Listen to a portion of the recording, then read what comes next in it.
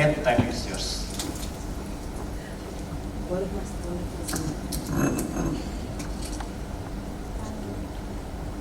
Baik, terima kasih. Jadi ini forumnya harus berdiri ya. Oke, 10 menit buat saya akan susah untuk bicara accessibility ya, karena begitu banyaknya kemajuan accessibility di Indonesia yang harus kita cover sebenarnya. Oke, mungkin nextnya ya. Ya, ini CV saya mungkin tidak perlu ditayang, tapi yang penting tadi dua, saya sebagai Ketua Umum IKSA dan juga sebagai Head of Corporate Secretary seperti PT Bank Permata Tbk. Oke, next. Ya, jadi kalau kita lihat visi misi IKSA ya, tentu kita ingin membuat satu asosiasi profesi yang kuat ya, dan tentu juga untuk melaksanakan tata kelola yang berkelanjutan. Itu satu visi kita, dan misi kami salah satunya yang perlu dilihat adalah mengenai partisipasi aktif dalam perkembangan tata kelola yang berkelanjutan di tingkat internasional. Nanti kami bisa menunjukkan journey IKSA dalam mengembangkan awareness di member kami mengenai accessibility. Selanjutnya, ya ini milestones yang dilakukan selama ini sejak IKSA berdiri tahun 2008. Sudah banyak sekali, mungkin member semua tahu bahwa kegiatan IKSA lumayan banyak sekali, dan kami bekerja sama dengan baik dengan regulator dan SRO untuk melakukan banyak sosialisasi peraturan, dan kita sudah mengeluarkan 2 buku mengenai Handbook of Corporate Secretary, sudah melaksanakan 2 conference internasional, pertama mengenai tata kelola, kedua mengenai ESG baru saja di bulan Februari tahun ini, dan kita juga banyak melakukan visit-visit yang tadi saya ceritakan, baik nasional maupun internasional, dan minggu depan akan 2 hari di Surabaya untuk bertemu dengan beberapa perusahaan-perusahaan yang melaksanakan accessibility dengan baik, untuk memberikan wawasan yang baik kepada member kita bagaimana pelaksanaan accessibility. Mungkin dari sudut seminar kita sudah kerjakan, tapi juga kita perlu melihat langsung, diskusi langsung dengan para emiten-emiten yang sudah melaksanakan accessibility mereka dengan baik. Contoh yang baik mungkin PT Pertamina yang teman-teman kemarin sudah mendengarkan salah satu nanti pembicara dari Pertamina, bagaimana mereka sangat maju dan melaksanakan accessibility. Dan kita juga bekerja sama dengan GRI. GRI adalah mungkin ada Ibu Lani ya, mungkin Ibu Lani juga bisa cerita bahwa IKSA termasuk asosiasi yang terdepan untuk memperkenalkan ESG pada saat itu, ketika masih susah mendapatkan perhatian dari emiten, tapi IKSA sudah menggandeng GRI untuk melaksanakan sosialisasi mengenai accessibility atau ESG. Dan kita banyak melaksanakan workshop, webinar, cukup lengkap ya, baik secara normatif, apa accessibility, apa itu karbon dan zero emission dan seterusnya, sampai juga ada yang teknikal ya, seperti perhitungan emisi dan seterusnya. Jadi ini adalah perjalanan IKSA, dan kami emiten Indonesia mungkin hampir 1927 kalau tidak salah, atau masih nambah, tapi memang IKSA membernya masih 600 emiten ya. Jadi welcome, tidak hanya emiten, sebenarnya juga ada member individual bisa menjadi anggota IKSA dengan banyak privileges yang kita berikan. Baik, selanjutnya ya, ini beberapa program, ini hanya milestone saja, semua kegiatan yang dilaksanakan oleh IKSA. Seperti teman-teman bisa baca nanti, mungkin ada akses terhadap presentasi kami. Seperti kita juga bicara mengenai pengenalan aspek ESG pertama kali, kemudian kita juga bicara mengenai pelaksanaan ESG di perusahaan, visit kepada PT GoTo. Nah, pada saat ini masih pandemi ya, jadi kita masih melakukan virtual visit. Selanjutnya, ya ini juga kita melaksanakan ESG update dengan SSB, terus kita ke Semarang melakukan juga business visit kepada sustainable development. Kita masuk ke difabel industry. Kita jadi lupa ya, Semarang lupa saya sebut, tapi kita sudah melaksanakan visit banyak Semarang dan Surabaya. Dan selanjutnya ASEAN CG Scorecard kita laksanakan juga, dan juga kolaborasi lestarikan bumi untuk visi net zero emission juga kita kerjakan. Lanjutnya yang kita juga ke Singapura dalam rangka juga ESG, kita berkunjung ke KPMG dan ke perusahaan yang sangat baik dalam pelaksanaan sustainability-nya. Dan juga di bulan Februari kita mengadakan International Conference Corporate Governance International ESG. Jadi Pak Unggul, memang kita nggak bisa lepas dari ESG ya. Jadi IKSA kalau sudah diajak ngomongin ESG pasti kita paling semangat. Kemudian juga kita bicara rating dan zero emission selanjutnya. Ya, ini ini kegiatan kita. Selanjutnya,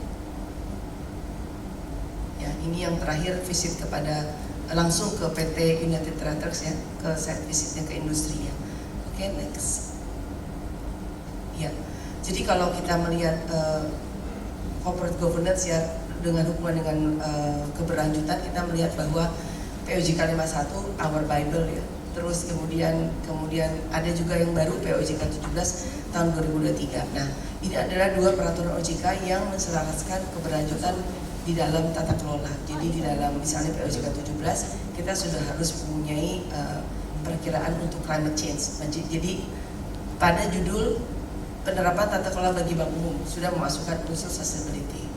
Dan selanjutnya kita tahu ASEAN Corporate Governance Scorecard yang lagi sedang dilakukan eksaminasi. Mungkin teman-teman yang sedang mempersiapkan, teman-teman TBK yang sedang mempersiapkan websitenya, sedang dikunjungi oleh asesor ACGS Scorecard, melakukan revisi di tahun 2023 di bulan Oktober, memasukkan seluruh mengenai sustainability.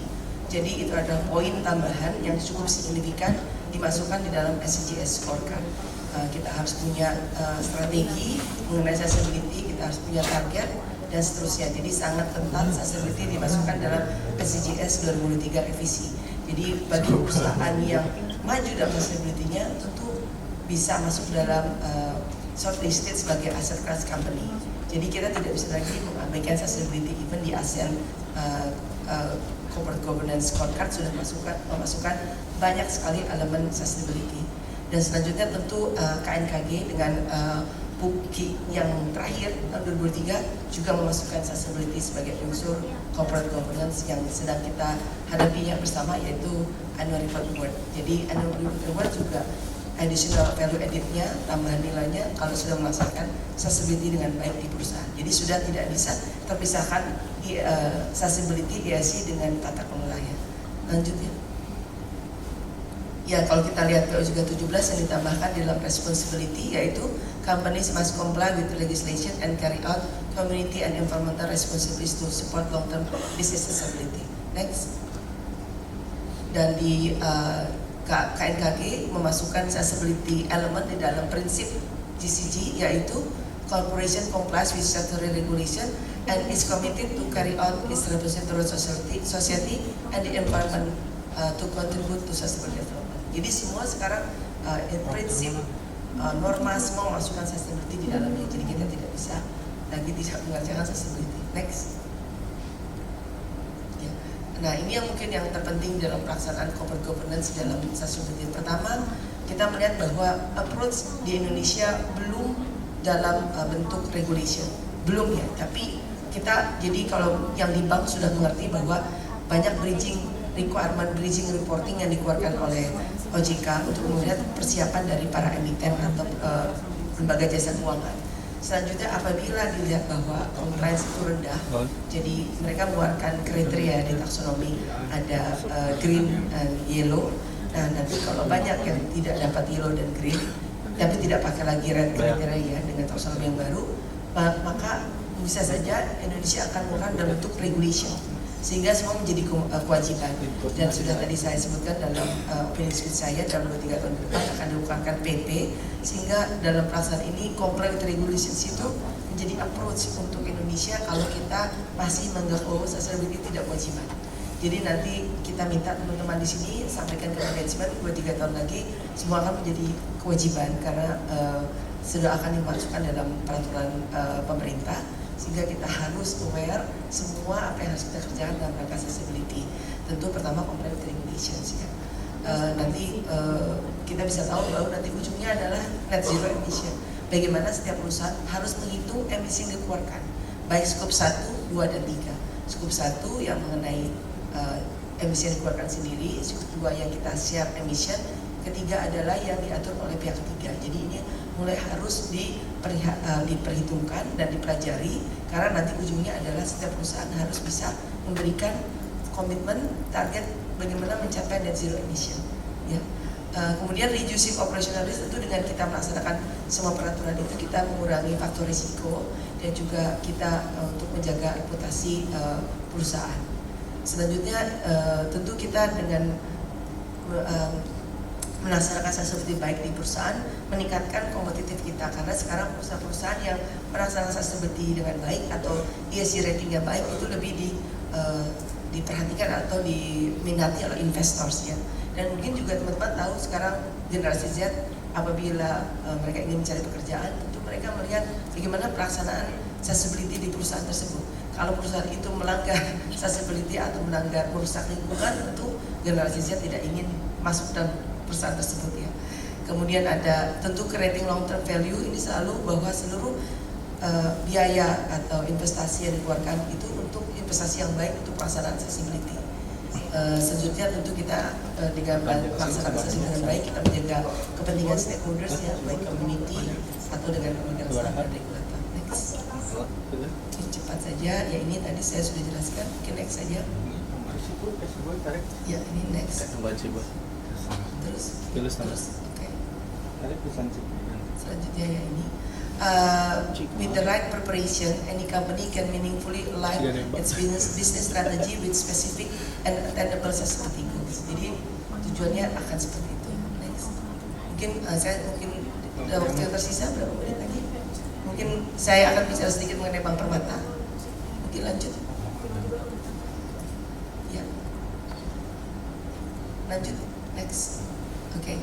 Jadi ini corporate governance unit dulu di Bank Permata. Mungkin the highest achievement buat Bank Permata adalah tahun lalu kita memperoleh annual report award juara ketiga untuk listed company. Kita dengan berhasil dengan baik kita masuk sebagai juara 3 untuk annual report award, dan kedua adalah kita masuk sebagai asset class company within ASEAN di tahun 2019.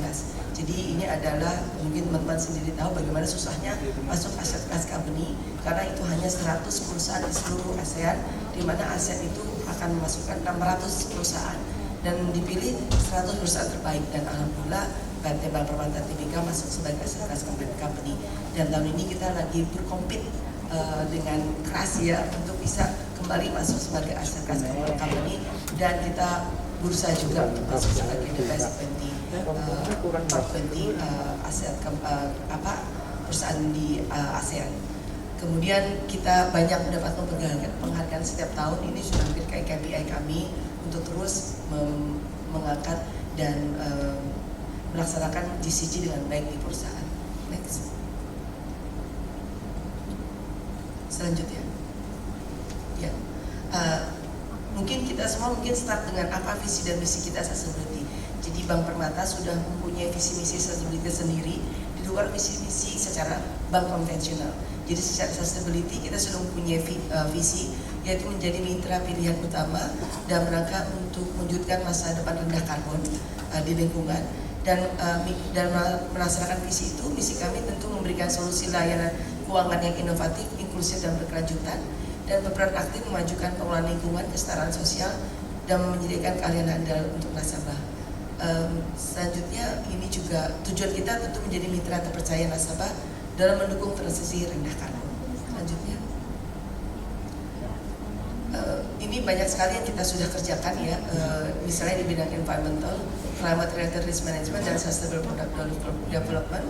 Dan juga kita melaksanakan setelah kita mempunyai secara struktur, kita bangun seperti kita mempunyai visi dan misi, kita punya sustainability committee, punya dedicated sustainability division. Kemudian kita beranjak kepada kita lagi membangun policy dan juga melakukan awareness di seluruh Permata Bankers, kepada seluruh staf Permata Bankers dengan dibantu oleh Ola Karsa. Kita sudah banyak melakukan membuat memproduksi series of video mengenai sustainability yang lebih atraktif dan lebih lively kepada seluruh Permata Bankers, sehingga kemudian kita nanti di tahun depan kita akan masukkan sebagai KPI dari para staf Permata Bankers, sehingga awareness itu lebih juga penting. Selanjutnya itu kita juga terus membangun green products yang sedang kita bangun, dan beberapa inisiatif-inisiatif lainnya yang kita sedang kerjakan. Selanjutnya, ya ini adalah polisi yang sedang kita kerjakan. Next. Ya, jadi untuk nextnya. Nah, ini ada beberapa sustainable product yang sedang kita kerjakan ya. Tentu ini lebih kepada bank ya. Jadi kita ada green loan dan juga ada green link loan yang sedang kita bangun. Terutama salah satunya akan kita bangun adalah green mortgage untuk Bank Permata. Next, nah mungkin yang terakhir, next. Ya, jadi ini adalah salah satu yang kita kerjakan ya. Kita tadi menyebutkan bahwa kita mempunyai sustainability learning series dan juga kita juga mempunyai sustainable financing terus ya, CRM kredit terus yang kita selalu keluarkan di setiap minggu untuk awareness dari Permata Bankers, dan kita juga punya mobile portal yang kita mau wajibkan setiap Permata Bankers untuk bisa mengikuti seluruh sesi learning di Permata. Dan yang terakhir mungkin next ya, ini baru minggu lalu salah satu komitmen kami mengenai tindak lanjut tanggung jawab sosial, kami melaksanakan konservasi gajah di Jambi. Jadi ini salah satu bentuk dari komitmen kami untuk konservasi lingkungan dengan kita melakukan konservasi gajah di Jambi yang sangat disupport oleh pemerintah setempat, dihadiri oleh Pak Gubernur dan seluruh local authority, di mana gajah itu mengalami penurunan jumlah dan kita melindungi gajah liar. Jadi gajah sudah termasuk binatang yang langka di Indonesia, dan kita di Jambi mereka masih punya habitat liar gajah yang kita support dengan menanam pohon beraneka ragam untuk menjadi makanan gajah.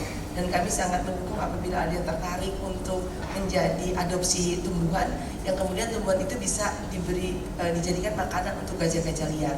Di gajah liar di Jambi sekitar ada 120, sangat tergantung pada habitat atau ekosistem yang baik.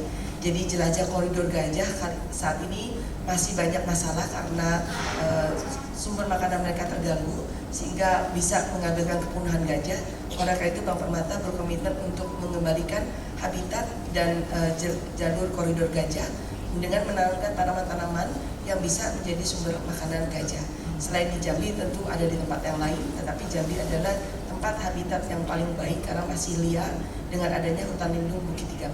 Jadi program Bank Permata itu adalah dengan hati untuk Bukit 30. Itu adalah program nasional kami untuk melibatkan seluruh Permata Bankers dan tentu juga melibatkan masyarakat yang ingin turut membantu pelestarian konservasi gajah liar di Indonesia. Saya rasa itu para panitia dan baik, tepuk tangan yang meriah untuk Ibu Grace. Terima kasih banyak Ibu Grace. Menarik tadi ya apa yang disampaikan Ibu Grace, bagaimana PT Permata